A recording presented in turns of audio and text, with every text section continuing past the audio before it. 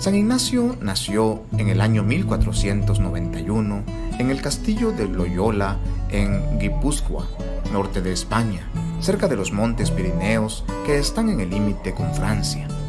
Su padre, Bertrán de Loyola, y su madre, Marina Sáez, de familias muy distinguidas, tuvieron 11 hijos, 8 varones y 3 mujeres. El más joven de todos fue Ignacio. El nombre que le pusieron en el bautismo fue Íñigo. Entró a la carrera militar, pero en 1521, a la edad de 30 años, siendo ya capitán, fue gravemente herido mientras defendía el castillo de Pamplona. Al ser herido, su jefe, la guarnición del castillo, capituló ante el ejército francés. Los vencedores lo enviaron a su castillo de Loyola a que fuera tratado de su herida. Le hicieron 3 operaciones en la rodilla, dolorosísimas y sin anestesia, pero no permitió que lo atasen ni que nadie lo sostuviera. Durante las operaciones no prorrumpió ni una queja. Los médicos se admiraban. Para que la pierna operada no le quedara más corta, le amarraron unas pesas al pie y así estuvo por semanas con el pie en alto, soportando semejante dolor. Sin embargo, quedó cojo para toda la vida. A pesar de esto, Ignacio tuvo durante toda su vida un modo muy elegante y fino para tratar a toda clase de personas. Lo había aprendido en la corte en su niñez. Mientras estaba en convalecencia, pidió que le llevaran novelas de caballería, llenas de narraciones inventadas e imaginarias, pero su hermana le dijo que no tenía más libros que la vida de Cristo y el año cristiano, o sea, la historia del santo de cada día. Y le sucedió un caso muy especial. Antes, mientras leía novelas y narraciones inventadas, en el momento sentía satisfacción, pero después quedaba con un sentimiento horrible de tristeza y frustración. En cambio ahora, al leer la vida de Cristo y las vidas de los santos, sentía una alegría inmensa que le duraba por largos días. Esto le fue impresionando profundamente. Mientras leía las historias de los grandes santos, pensaba, ¿y por qué no tratar de imitarles? Si ellos pudieron llegar a ese grado de espiritualidad, ¿por qué no lo voy a lograr yo? ¿Por qué no tratar de ser como San Francisco de Asís o Santo Domingo de Guzmán? Estos hombres estaban hechos del mismo barro que yo. ¿Por qué no esforzarme por llegar al grado que ellos alcanzaron? Y después se iba a cumplir en él aquello que decía Jesús: dichosos los que tienen un gran deseo de ser santos, porque su deseo se cumplirá. Y aquella sentencia de los psicólogos que dice: cuidado con lo que deseas, porque lo conseguirás. Mientras se proponía seriamente convertirse, una noche se le apareció Nuestra Señora con su Hijo Santísimo. La visión lo consoló inmensamente. Desde entonces se propuso no dedicarse a servir a gobernantes de la tierra, sino al Rey del Cielo. Apenas terminó su convalecencia, se fue en peregrinación al famoso santuario de la Virgen de Montserrat. Ahí tomó el serio propósito de dedicarse a hacer penitencia por sus pecados. Cambió sus lujosos vestidos por los de un pordiosero. Se consagró a la Virgen Santísima e hizo confesión general en toda su vida.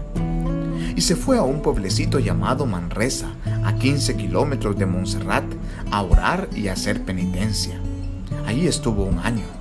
Cerca de Manresa había una cueva y en ella se encerraba a dedicarse a la oración y a la meditación. Allá se le ocurrió la idea de los ejercicios espirituales que tanto bien iban a hacer a la humanidad. Después de unos días en los cuales sentía mucho gozo y consuelo en la oración, empezó a sentir aburrimiento y cansancio por todo lo que fuera espiritual. A esta crisis de desgano le llaman los sabios la noche oscura del alma. Es un estado dificultoso que cada uno tiene que pasar para que se convenza de que los consuelos que siente en la oración no se los merece, sino que son un regalo gratuito de Dios. Luego le llegó otra enfermedad espiritual muy fastidiosa: los escrúpulos, o sea, el imaginarse que todo es pecado. Esto casi lo lleva a la desesperación. pero iba anotando lo que le sucedía y lo que sentía, y estos datos le proporcionaron después mucha habilidad para poder dirigir espiritualmente a otros convertidos, y según sus propias experiencias, poder enseñar el camino de la santidad. Ahí, orando en Manresa, adquirió lo que se llama discreción de espíritus, que consiste en saber determinar qué es lo que le sucede a cada alma y cuáles son los consejos que más necesita, y saber distinguir lo bueno de lo malo. A un amigo suyo le decía después: en una hora de oración en Manresa aprendí más a dirigir almas que todo lo que hubiera podido aprender asistiendo a universidades. En 1523 se fue en peregrinación a Jerusalén pidiendo limosna por el camino. Todavía era muy impulsivo y un día casi ataca a espada a uno que hablaba mal de la religión. Por eso le aconsejaron que no se quedara en Tierra Santa, donde había muchos enemigos del catolicismo. Después fue adquiriendo gran bondad y paciencia. A los 33 años empezó como estudiante de colegio en Barcelona, España. Sus compañeros de estudio eran mucho más jóvenes que él y se burlaban mucho. Él toleraba todo con admirable paciencia. De todo lo que estudiaba, tomaba pretexto para elevar su alma a Dios y adorarlo. Después pasó a la Universidad de Alcalá. Vestía muy pobremente y vivía de limosna. Reunía niños para enseñarles religión. Hacía reuniones de gente sencilla para tratar temas de espiritualidad y convertía a pecadores hablándoles amablemente de lo importante que es salvar el alma. Lo acusaron injustamente ante la autoridad religiosa y estuvo 2 meses en la cárcel. Después lo declararon inocente, pero había gente que lo perseguía. Él consideraba todos estos sufrimientos como un medio que Dios le proporcionaba para que fuera pagando sus pecados. Y exclamaba: no hay en la ciudad tantas cárceles ni tantos tormentos como los que yo deseo sufrir por amor a Jesucristo. Se fue a París a estudiar en su famosa universidad, la Sorbona. Allá formó un grupo con 6 compañeros que se han hecho famosos porque con ellos fundó la Compañía de Jesús. Ellos son Pedro Fabro, Francisco Javier, Laínez, Salmerón, Simón Rodríguez y Nicolás Bobadilla. Recibieron el doctorado en aquella universidad y daban muy buen ejemplo a todos. Los 7 hicieron votos o juramento de ser castos, obedientes y pobres. El día 15 de agosto de 1534, fiesta de la Asunción de María, se comprometieron a estar siempre a las órdenes del Sumo Pontífice para que él los emplease en lo que mejor le pareciera para la gloria de Dios. Se fueron a Roma y el Papa Pablo III les recibió muy bien y les dio permiso de ser ordenados sacerdotes. Ignacio, que se había cambiado por ese nombre, su nombre antiguo de Íñigo, esperó 1 año desde el día de su ordenación hasta el día de la celebración de su primera misa, para prepararse lo mejor posible a celebrar con todo fervor.